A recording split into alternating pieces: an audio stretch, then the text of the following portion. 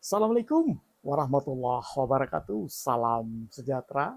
Sahabat, kali ini kita akan membahas tentang Rapat Umum Pemegang Saham PT atau RUPS PT. Ada hal-hal menarik yang perlu kita bahas dan perbincangkan pada kesempatan kali ini.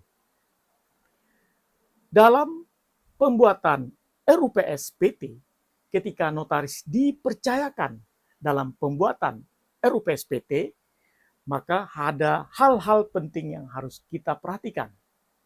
Pertama, perhatikan bahwa PT tersebut apakah dalam keadaan terblokir ataukah tidak.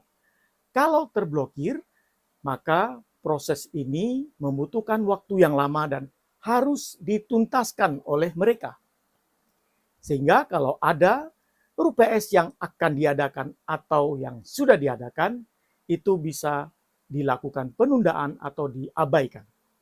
Kedua, lakukan cek profil terlebih dahulu ke AHU, Kementerian Hukum dan HAM, lebih awal sebelum rapat umum pemegang saham diadakan.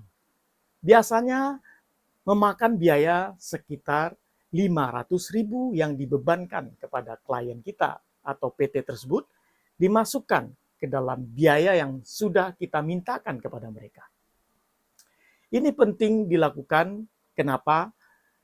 Kadang-kadang data dokumen yang sudah kita terima dari PT tersebut berbeda ketika kita melakukan pengaksesan ke website Menteri Hukum dan HAM.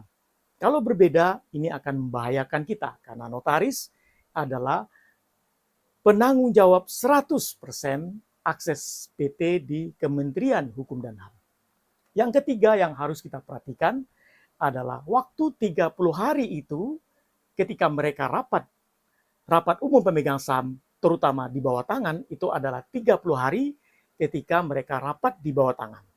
Ketika notaris membuatkan akta PKR atau pernyataan keputusan rapat, maka yang dihitung 30 hari itu adalah mereka rapat di bawah tangan, bukan akta PKR.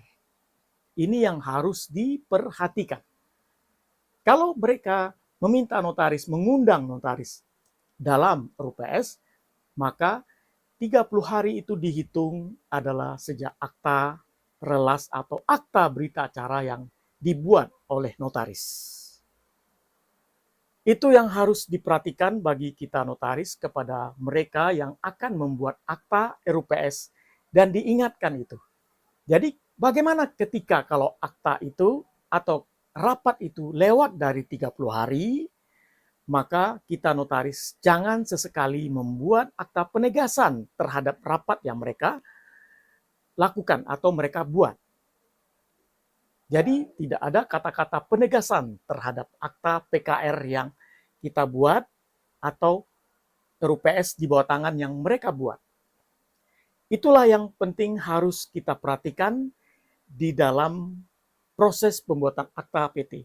Kalau ternyata lewat waktu terhadap rapat yang mereka adakan, maka sebaiknya mereka mengadakan rapat umum pemegang saham kembali atau melakukan pengulangan RUPS yang harus mereka adakan.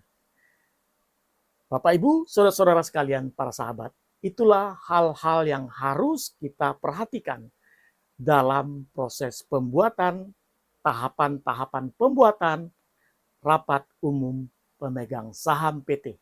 Semoga apa yang kita sampaikan ini bermanfaat dan membawa referensi baru bagi kita. Terima kasih atas perhatian. Assalamualaikum warahmatullahi wabarakatuh.